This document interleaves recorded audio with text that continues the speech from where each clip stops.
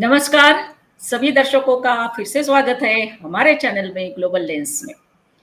अगस्त का महीना क्रांति का महीना है और हम सब हर्षोल्लास के साथ हमारा जो इंडिपेंडेंस डे है वो मनाते हैं। ऑपरेशन सिंदूर के बाद जिस तरह से सारी घटनाएं, सारे सिचुएशंस, सर्कमस्टांसेस बदल रहे हैं, उसको देखते हुए आज का हमारा ये विशेष एपिसोड है। हम सब जानते हैं कि ऑपरेशन सिंदूर में हमने पाकिस्तान को बहुत अच्छा एक सबक सिखाया। पॉज है ऑपरेशन सिंदूर और ऑपरेशन सिंदूर का ही ये भाग था कि हमने सिंधु जल समझौता जो है उसको स्थगित करके रखा हुआ है। अब इसके बाद भारत क्या-क्या प्लानिंग कर रहा है और इसके कैसे विपरीत परिणाम हो सकते हैं, इसके बारे में आज हम चर्चा करेंगे, क्योंकि बहुत विशेष ये आज का एपिसोड है। कल ही पाकिस्तान के जो प्रधानमंत्री है उन्होंने एक बहुत बड़ा स्टेटमेंट दिया है कि अगर भारत ने एक बूंद भी पानी रोका तो इसके विपरीत परिणाम होंगे। तो ऐसे पाकिस्तान के जो अलग अलग नेता है वो भारत को इस तरह से धमकी दे रहे हैं। तो एक्चुअल में भारत क्या प्लानिंग कर रहा है, इसके बारे में चर्चा करने के लिए हमने आमंत्रित किया है कैप्टन महेश भकुनी साहब को। सर फिर से स्वागत है। जय हिंद सर। नमस्कार, जय हिंद। Yes sir. सर जैसे हम जानते हैं कि सिंधु जल समझौता जो है उसको हमने स्थगित किया है, लेकिन दूसरी ओर भारत अब डैम्स बनाने की प्लानिंग कर रहा है, तो उसके बारे में आप क्या बता पाएंगे? सबसे पहले हमें इसके जेनेसिस, इसके इतिहास पर जाना पड़ेगा। जो सिंधु जल समझौता हुआ या इसको कह सकते हैं इंडस वाटर ट्रीटी, ये 1960 में शुरू हुई थी। इसमें तीन पार्टियां थी इसमें, भारत, पाकिस्तान और वर्ल्ड बैंक। ये इसलिए जानना जरूरी है कि कई एक्शंस हमारे वर्ल्ड बैंक को ध्यान में रखते हुए लेने पड़ेंगे, राइट। तो इसमें इसलिए ये जरूरी है कि हम कोई भी कार्य ऐसा करें जिसमें वर्ल्ड बैंक को भी मैसेज गलत न जाए। तो उसमें जो ये संधि हुई हमारी 1960 में, उसमें ये बताया गया कि जो मेजर नदियां हैं हमारी, जिसमें कि वेस्टर्न रिवर्स हैं और ईस्टर्न रिवर्स हैं। तो वेस्टर्न रिवर मतलब पश्चिम की तरफ जो हमारी नदियां हैं, जिनमें इंडस है, झेलम है और चिनाब है। और जो ईस्टर्न रिवर्स हैं जो अलोकेटेड टू इंडिया हैं, वो पहले वाले तो पाकिस्तान को वो उनकी फैसिलिटी ले सकते हैं। और जो इंडिया के पास है पूर्ण रूप से जो हमारे लिए अलोकेटेड हैं, वो हैं रावी, व्यास और सतलज। तो भारत ने और विश्व बैंक ने और पाकिस्तान ने मिलकर उसमें समझौता किया कि और जो वेस्टर्न रिवर्स हैं उनका इस्तेमाल मेजॉरिटी में, ज़्यादा मात्रा में पाकिस्तान करेगा। तो इस तरह से ये संधि बनी थी। और अब हुआ क्या कि अभी तक इस संधि बनी रही और आपको लोगों के दिमाग में आ सकता था कि हमने इतनी लड़ाइयाँ लड़ी, 1948 में लड़ी, फिर उसके बाद 65 में लड़ी, फिर 71, फिर कारगिल, फिर बीच में कई सर्जिकल स्ट्राइक्स हुई और फाइनली सिंदूर, ऑपरेशन सिंदूर हुआ। तो अभी तक ये क्यों नहीं हुआ था? लेकिन ऑपरेशन सिंदूर में ही क्यों हुआ? क्योंकि इससे पहले किसी भी सरकार ने इस बारे में एक्शन लेने की कोशिश नहीं की और न ही उन्होंने इसको ये समझा कि, और उन्होंने हमेशा एक गुडविल के साथ ये बनाए रखने के लिए कि शायद बात हो जाएगी। लेकिन ऑपरेशन सिंदूर के होने के बाद हमने ये महसूस किया कि अभी तक जो प्यारी प्यारी बातें हो रही थी पाकिस्तान के साथ, और हर बात में जो भी होता था हम अमेरिका से चर्चा करते थे और हमने कोई भी एक्शन नहीं लिया। इसलिए बोल्ड एक्शन इस बार लिया गया कि हम सिंधु जल समझौते को रद्द कर दें या उसको हम स्टॉप कर दें, होल्ड में रख लें, जिससे कि पाकिस्तान को दर्द महसूस हो। और पाकिस्तान की सबसे बड़ी कमजोरी है, पाकिस्तान के लिए एक किस्म से ये कहना चाहिए, इसको रोकने पर पाकिस्तान को हम एक सबक सिखा सकते हैं। तो इसलिए सिंधु जल समझौते पर रोक लगाई गई। रोक लगाने पर आपको पता है कि 40% खासतौर से रबी की फसल जो कि ड्राई मौसम में होती है, उसको नुकसान पहुंचेगा। और पाकिस्तान पानी पानी के लिए तरसेगा। क्योंकि अब सवाल ये भी उठता है कि क्यों हमने ये वाटर रिसोर्स पर तो सभी का हक है, नेचर की चीज है, लेकिन इसमें विश्व बैंक को भी हमने सबको ये मैसेज क्लियरली दिया कि जब कोई भी हमारे रास्ते में आड़े आता है और जब पाकिस्तान निर्बाध ढंग से हमारे यहाँ टेररिस्ट भेजता है और हमारे देश में आतंक फैलाता है और किसी भी रूप में नहीं सुधरता है, तो ये हमारा अधिकार है कि हम भी उसको किसी न किसी रूप में सबक सिखाएं। तो यस। इसलिए ये सिंधु जल समझौते को रद्द किया गया है। मैम, सर अभी भारत सरकार जो है वो जो इंडस रिवर्स है उसके ऊपर अलग अलग जगह पे डैम्स प्लान कर रहे हैं। तो सर इसके बारे में आप क्या बताएंगे डिटेल्स में, कौन से डैम्स है और कहाँ पर है? मैम उसमें ये है कि सबसे पहले हम तो ये देखेंगे जो वेस्टर्न रिवर्स हैं हम उनके ऊपर फोकस करते हैं पहले, राइट। तो जो पश्चिमी नदियां हैं उस पर हमने डैम नहीं बनाए थे अभी तक, और आज़ादी के बाद भी उसमें हमने कुछ बनाया नहीं। इसलिए दोनों कंट्रीज ने जो ब्रिटिश टाइम पर ही जो बने थे उसमें कैनाल्स और बैराजेस बने हुए थे, उसी से काम चला रहे थे, और तब से हमने कोई एक्शन भी नहीं लिया। ट्रीटी के बाद पाकिस्तान ने अपने लिए तो बहुत बड़े वो बनाए, स्टोरेज बनाए अपने यहाँ जहाँ वो पानी को जमा करते थे, और साथ साथ उसको अपने इरिगेशन प्रोजेक्ट्स में यूज करते थे, जिसमें तरबेला हो गया, मंगला डैम हो गया। और उसको उनने कहाँ से बनाया? वर्ल्ड बैंक के फंड से बनाया। वर्ल्ड बैंक से जो भी फंड उनको मिलता है, आपको पता है पाकिस्तान हमेशा मांगता रहता है, तो उनको फंड मिला तो उन्होंने ये डैम्स अपने यहाँ बनाए। और भारत ने क्या किया? ऑब्वियसली बहुत सीधा साधा तर्क है कि भारत ने जो वो बनाए, डैम्स बनाए, वो ईस्टर्न रिवर्स में बनाए। आपने भाखड़ा नागल डैम का नाम सुना होगा, पोंग डैम है, और ये सारा कुछ बनाया गया। सर चिनाब पे भी है ना? जी, चिनाब नदी पे भी है, चिनाब। हाँ जी। नहीं, रावी व्यास पर बनाया था। चिनाब में हमने, चिनाब तो वेस्टर्न में आ गया ना, तो इसलिए इंडिया ने वो कुछ किया और फुल स्टेज पर उसमें डैम उन्होंने वहां पर बनाए। लेकिन अब हमने ये देखा कि डैम बनाना जरूरी है, तो अब हमने इन एरियाज में डैम बनाने शुरू कर दिए हैं। और जैसा आपने सही बताया कि पाकिस्तान में इस तरह की खलबली मची हुई है, तो हम यदि अगर देखें तो भारत में जो जितने भी डैम हैं उसमें काम शुरू हो गया है और कई जगह पर तो पूर्णता के करीब हैं। राइट। तो अभी क्या है कि जो हम पश्चिमी नदियों पर हम जो डैम बना रहे हैं उसमें एकल दुल एक जगह है, उसमें वो नदी के ऊपर चीनी नदी की एक सहायक नदी है, उसमें हम लोग डैम बना रहे हैं। और जम्मू और कश्मीर में उसकी क्षमता भी काफ़ी अच्छी है, अब उसका पूरा होने का लक्ष्य हो रहा है। साथ ही रातलिक डैम बनाया है हमने, जो कि चिनाब नदी पर, जिसकी क्षमता 850 मेगावाट है, वो 21% पूरा हो गया है और 2028 तक उसके पूरा होने की संभावना है। फिर एक सावलकोट का डैम है मैम, जो कि चिनाब नदी के ऊपर बन रहा है, जिसमें सबसे बड़ा हाल ही में इंटरनेशनल टेंडर जारी हुआ है, उसका निर्माण भी जल्दी जल्दी पूरा हो जाएगा। तो यस। ये डैम्स हमारे बन रहे हैं। साथ साथ हमने किरू डैम भी बनाया है, क्वार नदी आदि पर जो निर्माणाधीन है, वो 2025 में उसकी योजनाएं तेज हुई हैं। और पहले जो निर्मित हुए थे वो शाहपुर कंडी, वो तो हमारे रावी नदी पर है, उसमें उस पाकिस्तान का कोई कनेक्शन नहीं है। तो ये जो डैम्स मैंने आपको ऊपर बताई जो पश्चिमी नदियों पर बने हैं, उससे पाकिस्तान में एक खलबली मची है। और जनरल मुनीर, जो कि अभी अमेरिका में है, अमेरिका की मिट्टी से वो हमें आंखें दिखा रहा है, और साथ साथ उसने बताया कि मैं 10 मिसाइल छोड़ूंगा जो इनकी डैम्स को मैं नष्ट कर दूंगा। बोलते रहे वो, उसकी गिदड़ भपकी है और तिलमिलाया हुआ है, तो स्वाभाविक है वो कुछ भी बोल सकता वहां जाके। तो this is the thing, and dams हम डेफिनेटली बना रहे हैं, ये क्योंकि हमारा अधिकार है कि हम अपने क्षेत्र में डैम बनाएंगे और जिसका कि पूर्णतः लाभ हमारे किसानों को और हमारे देश को होगा। Yes yes.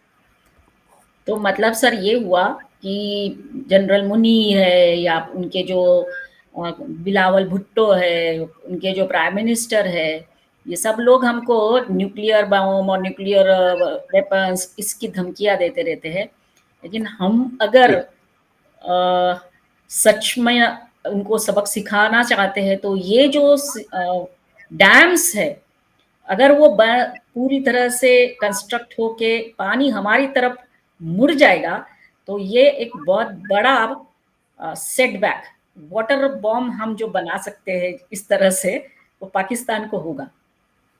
डेफिनेटली पाकिस्तान इसमें बहुत बुरी हालत में रहेगा, और उनकी इतनी बुरी हालत हो जाएगी, उसका उनकी नदी में उनके पास पानी के लिए वो तरसेंगे। जैसा मैंने आपको बताया कि पाकिस्तान की 40% जो खेती है वो इन्हीं नदियों से होती है, और साथ साथ वहां यस, भूखमरी, वहां उनकी अर्थव्यवस्था पूरी तरह से चरमरा।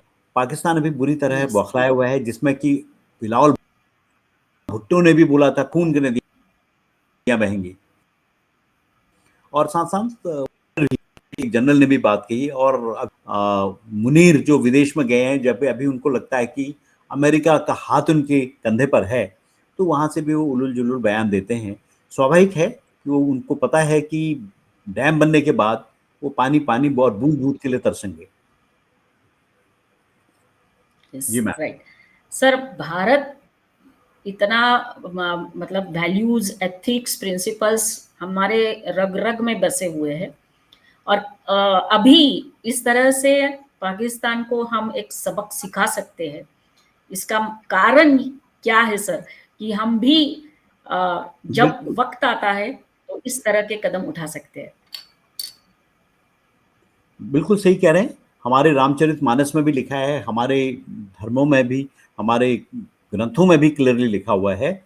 और रामचंद्र जी जब समुद्र पार कर रहे थे, तो उस समय उन्होंने समुद्र से आग्रह किया कि मुझे रास्ता दो, बहुत प्यार से कई बार आग्रह किया। तब वहां पर तुलसीदास जी ने लिखा है कि विनय न मानत जलधि जड़, गए 3 दिन बीत, बोले यस, राम सकोब तब, भय बिन प्रीत न हो, भय बिन होत न प्रीत। यस, स्वाभाविक है, कब तक आप प्यार से लाड दुलार से करेंगे, और इतने 70 साल तो कर लिया ना, राइट, लेकिन उसका कोई असर नहीं हुआ। पाकिस्तान की हिम्मत बढ़ती गई, और हमारे देश में वो आए दिन अटैक करते रहे, और खुद हमारा अस्तित्व, भारत का अस्तित्व और हिंदुत्व का अस्तित्व भी खतरे में पड़ गया। यस, अब ऐसी स्थिति में हमने भी ठानी कि हम शठे शाठिम समाचरित, हमने संस्कृत में पढ़ा है कि जो शठ है, शठ मतलब दुष्ट, दुष्ट के साथ दुष्टता का ही व्यवहार होना चाहिए। यस, और बहुत पहले जब अटल बिहारी वाजपेयी थे, उन्होंने किसी संदर्भ में, किसी राजनीतिक संदर्भ में बोला था कि कांटे को कांटा ही निकाल सकता है, आप और किसी राइट, तरीके से नहीं निकाल सकता है। राइट, तो सर्जरी जरूरी है बीमारी का हल निकालने के लिए। अगर बीमारी को पूर्ण रूप से खत्म करना है, तो आपको सर्जरी करनी ही पड़ेगी। यस, और अब तो बात यह है कि यही कहना चाहिए कि अगर सिंधु की धार रुकेगी, तो लाहौर के चूल्हे ठंडे हो जाएंगे।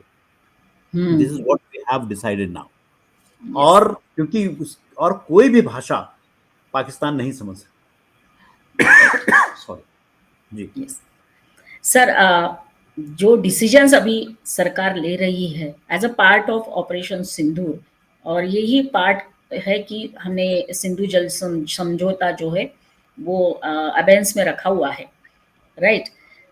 सर, इसके पहले की जो सरकारें थी, उनके दिमाग में ये नहीं आया कभी? कितने सारे युद्ध, कितने हजारों लोग आतंकवादी हमलों में मारे गए, लेकिन किसी ने इसके बारे में नहीं सोचा, और इस बार हमारी सरकार ने सोचा। इस पर क्या, इसमें मैं ये कहूंगा मैम कि पुरानी सरकारों ने क्यों नहीं सोचा इस बारे में। पुराने समझो, पुरानी सरकारें थी वो हमेशा समझौते में और थी कि कोई भी घटना घटती थी तो दौड़े दौड़े वो अमेरिका। और मैं ये कहूंगा कि पुरानी सरकार में ये दम भी नहीं यस, था कि वो किसी से टकरा सकें, और साथ साथ वो शांति शांति का संदेश देके राइट, खुद अशांत और खुद परेशान होने लग गए थे। और उसमें वो दुनिया से भी डरते थे कि क्या मैसेज दुनिया को जाएगा, वर्ल्ड बैंक को क्या मैसेज जाएगा, और दुनिया हमारे बारे में क्या सोचे। पोस्चर बना के रखा था उन्होंने कि हम शांति प्रिय देश हैं। लेकिन शांति प्रिय देश में हमेशा यस, यही होता है कि जब कोई आपको इस रूप में देखता है, वो आपको एक कमजोर मुल्क की तरह देखता है। तो इसलिए पुरानी सरकारों राइट, ने कभी भी किसी तरह का कोई एक्शन नहीं लिया, और यहां तक कि हमारे अभी तक की जितने भी जीती हुई जमीन थी, या जीते हुए जितने भी सैनिकों को हमने बंधक बनाया, वो वापस कर देते थे। और उन्होंने पाकिस्तान को कभी दुश्मन की तरह एक किस्म से देखा नहीं। ये जो भी अंतराल में युद्ध हुए, उस समय युद्ध तो जरूर हुए, लेकिन उसके बाद हमने पाकिस्तान को कश्मीर को लेने दिया, जो आज पीओके है उनके पास रहा। हमने 93 जवान उनको वापस कर दिया और अपने 53 जवान और ऑफिसर्स नहीं, को हम आज तक नहीं वापस नहीं ला पाए। और यस, यहाँ तक कि जो मुंबई अटैक, इतने टेररिस्ट अटैक हुए कि हर दिन हमारा कोई शहर नहीं बचा जहाँ अटैक नहीं हुए। बल्कि हमारे यहाँ से सरकार की तरफ से उद्घोषणा होती थी कि आप सीट के नीचे देख लें, ट्रेन में देख लें, ट्रांजिस्टर में देख लें, तो चारों तरफ बर्बादी बर्बादी थी। तो यस, जब ऐसी सरकार हो जो कि एक किस्म से किसी परिवार की तरफ से चल रही हो, जिनका इतिहास ही इस तरह का रहा, जिन्होंने हमारे देश के बारे में सोचा नहीं, और अभी सुप्रीम कोर्ट ने भी बोल दिया राहुल गांधी को कि वो सही भक्त, देशभक्त आप हो ही नहीं सकते, आप राष्ट्र के बारे में नहीं सोचते।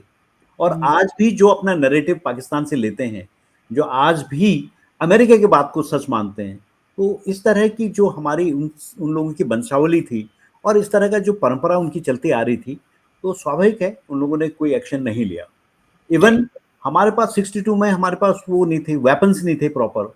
उसके बाद अभी भी जब ये बड़े बड़े वेपन्स हमें लेने थे, राफेल लेना था, तो तत्कालीन डिफेंस मिनिस्टर बोलते हैं वेयर इज द मनी, पैसा यस, कहाँ है?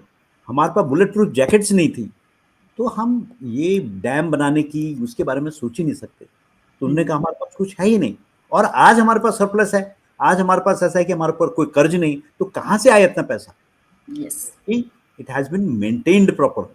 क्योंकि जब राइट, देश के सिंहासन पर कोई राष्ट्रभक्त बैठता है, जिसको जिसका पूरा देश ही एक कुटुंब है, जिसने न तो अपने साथ ले जाना है, न कोई अपनी कोई फैमिली ट्री बनानी है, तब देश में सब कुछ प्रचुर मात्रा मिलता है। Yes, everything is in abundance now. और यस, आज अमेरिका कर्ज में है, you will be surprised, but Bharat देश कर्ज में नहीं है। हमारा सोना वापस आ गया, सब कुछ हमारे देश में है, और हम आज तीसरी बड़ी इकोनॉमी बनने जा रहे हैं, जिसका राइट, कहीं पर भी गिनती नहीं था। यस, तो ये राइट, वी आर, और भविष्य में अगर आप लोग, क्योंकि मीडिया उतना नहीं दिखा रही, लोगों के बातें सुनेंगे विश्व की मीडिया के बारे में, जो विश्व के विद्वान लोग हैं, वो कहते हैं कि शेर अंगड़ाई ले रहा है, भारत की तरफ देखो, वो विश्व शक्ति बनने जा रहा है। राइट, तो यस, ये हमारी खूबी है। इसकी वजह ये है कि हमारा नेतृत्व जो वर्षों के बाद, आजादी के बाद अब मिला है हमें। Yes, yes. तो तो सर इसलिए हम उन्होंने लोग ये हमेशा एक गुडविल बनाने की तरफ से हमारे देश का अपना ही नुकसान किया। जी मैम। यस, तो जिस तरह से सर अभी ये डैम्स बनेंगे, इसका फ़ायदा ज़रूर हमको मिलेगा, क्योंकि देश में भी हमारी रिक्वायरमेंट है, हमारे खेती के लिए, हमारे जल आपूर्ति के लिए। तो ये बहुत बड़ा एक इनिशिएटिव या एक बहुत बड़ा स्टेप सरकार लेने जा रही है कि इन नदियों पे डैम्स बनाकर। साथ-साथ सर हम ये भी कह सकते हैं कि इतिहास से सीखना चाहिए, तो इस बार सरकार ने इतिहास में से सीखा, शत्रुबोध और स्वयं बोध को साथ में लेकर, और इसका र नतीजा आने वाले सालों में दिखेगा। बिल्कुल सही कहा आपने। इनफैक्ट जो डैम बनाने का प्रस्ताव सरकार की तरफ से है, it's a very welcome change. अभी मैं जितना भी सुनता हूँ कि एक भारत देश ही है जिसने अमेरिका को झुकाया है। ये हुँ, इतिहास में पहली बार हुआ है। जो दुनिया यस, की सबसे बड़ी महाशक्ति, जो कि मिलिटरीली, फाइनेंशियल, इकोनॉमिकली और हर तरह से अमेरिका एक महाशक्ति है, उसको हमने आंखें दिखाई हैं इस बार, पहली बार इतिहास में। यस, और साथ साथ अभी जो ये डैम बनाने का भारत सरकार का लक्ष्य है, उससे हमें बहुत फायदे होने वाले हैं। सबसे बड़ी तो यह है कि ऊर्जा सुरक्षा हमारे देश में होगी इससे, कि हमारे खुद ऊर्जा हमारे पास होगी, जो कि हुँ, हम खुद पैदा कर पाएंगे। हुँ, साथ ही जल प्रबंधन जो हमारा है, हुँ, वाटर रिसोर्स, वो हुँ, बहुत बड़ा होगा। हम इन नदियों में बांध बना के यहाँ से जो नहरें हैं, उन पानी को हम अपने देश के दूर दूर कोने तक ले जा सकते हैं, राजस्थान भेज सकते हैं, कई जगह भेज सकते हैं। वो जब हुँ, बांध बनने के बाद हमारी नहरें बनेंगी, वो देश में खुशहाली लाएंगी। साथ साथ रणनीतिक लाभ भी है हमें। वो इसलिए लाभ है कि पाकिस्तान को हमने घुटनों पर लिया है। पहली बार हमने सोचा, देखो तुम नहीं सुधरोगे, तुम हमारी बहनों का सिंदूर छीनोगे, तो हम तुम्हारा पानी बंद कर देंगे। And right, this is what Gita में भी कहा है कि जब जब धर्म की हानि होती है, तब तब सुदर्शन चक्र चलता है। उसमें कहा ना, यदा यदा ही धर्मस्य ग्लानिर्भवति भारत। तो अब तक हमारे कहाँ थी सरकारें ऐसी जो हमारी संस्कृति का पालन कर रही थी। साथ साथ राइट। पाकिस्तान पर जो इफेक्ट होंगे, जो हम चाहते हैं, क्योंकि हमारी रणनीति वो भी है कि पाकिस्तान में कृषि संकट आएगा, वो कैसे सीखेगा। वहां की जनता त्राही त्राही की, उनकी जनता आज भी बोलती है कि हमने भारत देश से पंगा लेके बहुत बुरा किया, वहां की मीडिया भी बोलती है।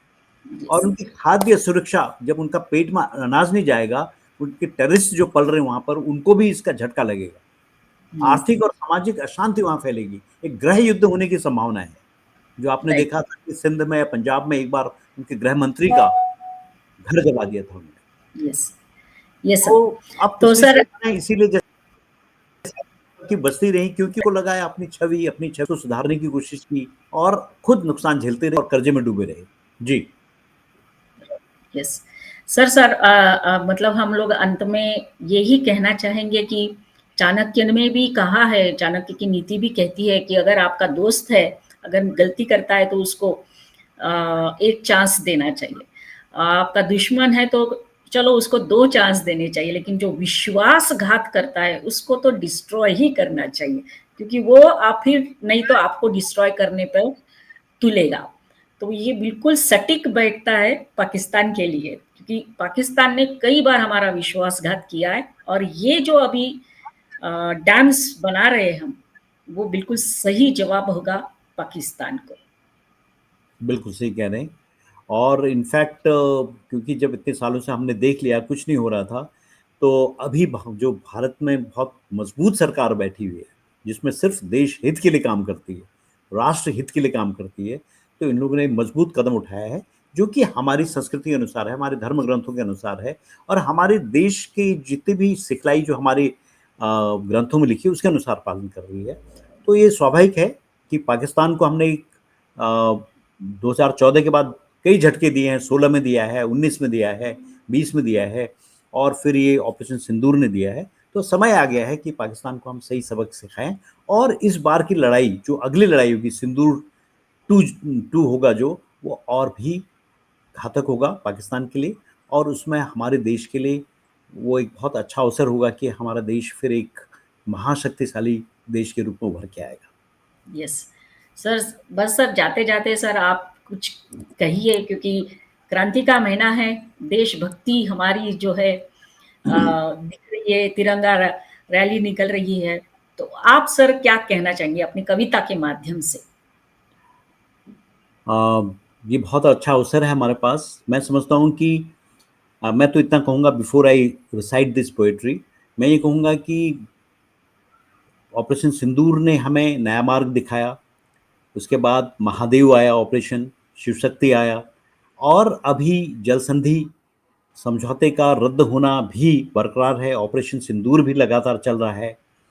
तो हम नया भारत नए रूप में अंगड़ाई ले रहा है और महाशक्तिशाली देश के रूप में उभर रहा है। तो उसके लिए मैं यही कहूँगा कि जाग उठा भारत, सोया था सिंह सहता रहा, अत्याचार की आग को सहता रहा, पर अब न कोई बंधन है न कोई भय, सिंह की दहाड़ गूंज उठी, यह है नया समय। धर्मो रक्षति रक्षिता, जो धर्म की रक्षा करता है, धर्म उसकी रक्षा करता है। ये भी बोला है, those who help themselves God helps them. तुमने पग रखा उसकी पूंछ पर, ये पाकिस्तान के लिए संदेश है, तुमने पग रखा उसकी पूंछ पर, अब न बचेगा कोई भी दोष पर। आघात का उत्तर आघात से होगा, असत्य का नाश सत्य का राज होगा। हमारे देवता भी मौन नहीं रहे, हमारे देवता भी मौन नहीं रहे, जब अधर्म ने धरती को जकड़ा, श्री राम ने धनुष उठाया, मधुसूदन ने चक्र घुमाया। यदा यदा ही धर्मस्य ग्लानिर्भवति भारत, अभ्युत्थानम अधर्मस्य तदात्मानं सृजाम्यहम्। अब हम न झुकेंगे न रुकेंगे, सीना ठोक कर आगे बढ़ेंगे। पानी, सीमा, आकाश, हर दिशा में भारत की शौर्य गाथा गूंजेगी दुनिया की भाषा में। शांति हमारी प्रकृति है, शांति हमारी प्रकृति है, हमारा नेचर है, शांति हमारी प्रकृति है, पर कमजोरी हमारी नीति नहीं। जो बुराई के बीज बोएगा उसकी फसल विनाश होगा ही। और जब यह धर्म युद्ध होगा पूरा, धरती पर फिर अमन का सूरज निकलेगा, विश्व शांति का दीप जलेगा, भारत फिर से जगत गुरु कहलाएगा। यस, धन्यवाद। जय हिंद। बहुत बढ़िया सर। और हम बिल्कुल विश्वास रखते हैं कि भारत एक विश्व गुरु के रूप में उभर कर आएगा। और सभी की ओर से हम आपको धन्यवाद देना चाहेंगे कि आपने फिर से एक बार बिजी स्केड्यूल में से टाइम निकाल कर हमारे साथ जुड़कर चर्चा की और बताया कि ये बहुत बड़ा एक कदम भारत ने उठाया है और हम दुनिया को दिखा सकते हैं या दिखा रहे हैं भारत कितनी बड़ी महाशक्ति बन सकती है। Sir once again thank you very much. सभी दर्शकों को हमारा निवेदन, इस वीडियो को जरूर देखिए और लाइक करिए, कमेंट करिए, शेयर करिए और चैनल को सब्सक्राइब जरूर करिए। Thank you sir. जय हिंद सर। हाँ, मैं भी सभी से निवेदन करूंगा जी। जय हिंद। Thank you. जय हिंद। जय हिंद सर।